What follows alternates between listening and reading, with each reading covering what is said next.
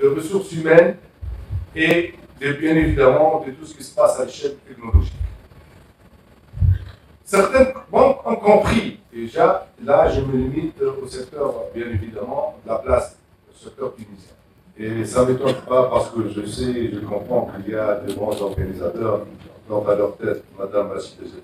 Pour revenir à la question, Mme Neige, rien ne vaut une reconnaissance d'un banquier qui lui-même, je dis, n'est pas satisfait de ce qu'on est en train de faire actuellement à la banque, compte tenu de ce qui se passe en termes d'évolution technologique, en termes d'intelligence artificielle. Qu'est-ce que la banque est en train de faire dans ce contexte et dans cet écosystème?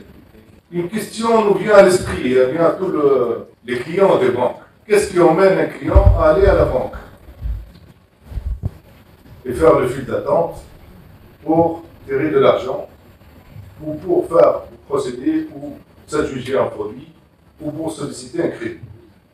Alors que de nos jours, il y a des outils, des moyens qui lui permettent de faire tout cela à distance. Est-ce que c'est la faute à la banque, c'est la faute au client, ou bien c'est la faute au système, tout en incluant là-dessus et là-dedans toute la réglementation, toute la législation qui existe?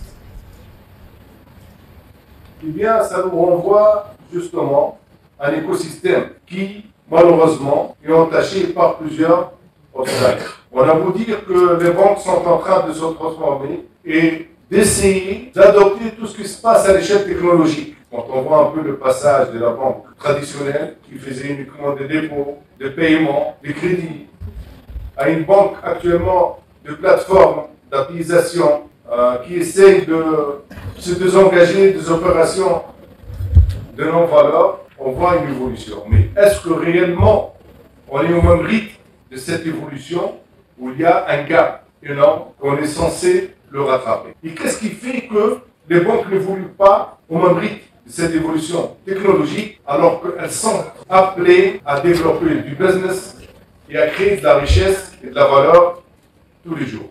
Et c'est du business as usual. Eh bien, je dirais que c'est un problème stratégique. C'est un mindset. C'est une culture qui est appelée à changer. Je vois que les banques continuent encore à faire de la banque de produits.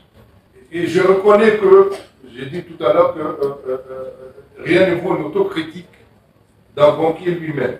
Une banque qui fait encore de la publicité pour des produits, alors que c'est des produits qui devraient être collés ou greffés à des outils technologiques, à des moyens de paiement qui sont censés être faits immédiatement à travers leur smartphone, à travers leur ordinateur chez eux.